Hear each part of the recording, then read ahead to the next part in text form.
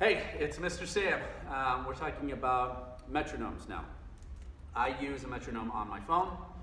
It's called Pro Metronome. It's free. If that's what y'all would like to use for your metronome, that's great. Otherwise, you can go purchase one online or in a store. They shouldn't be very expensive to get, but you have to have one. These are absolute necessity.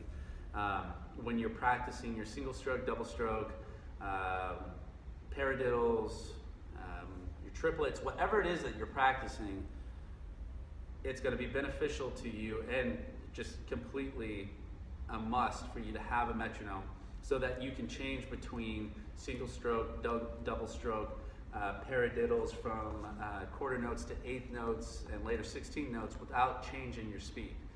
And what I talk about in the paradiddle video is exactly that. It looks like we're changing speed by adding eighth notes because we're playing more notes, so we're playing faster, but we're not actually changing the speed. So the way that we're going to make sure that you're not speeding up or slowing down is by using a metronome.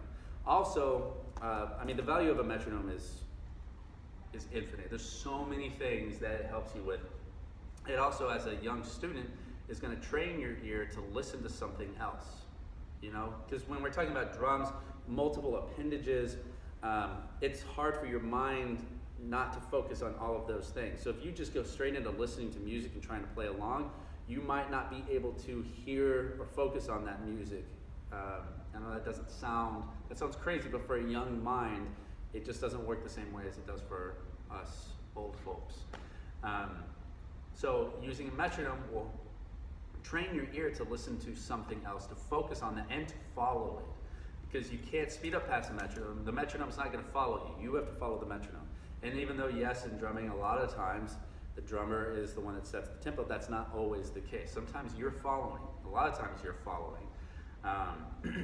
So you have to be able to do that. You have to be able to listen and follow, and that's what the metronome does. And then you can start training your ears to listening to songs, trying to break it down. And we'll talk about that in another video. But get a metronome, no matter what kind it is, just make sure you have it and work between changing your BPMs, your beats per minute, how fast you actually are doing it, and then fluctuate between single notes, in between quarter notes and eighth notes.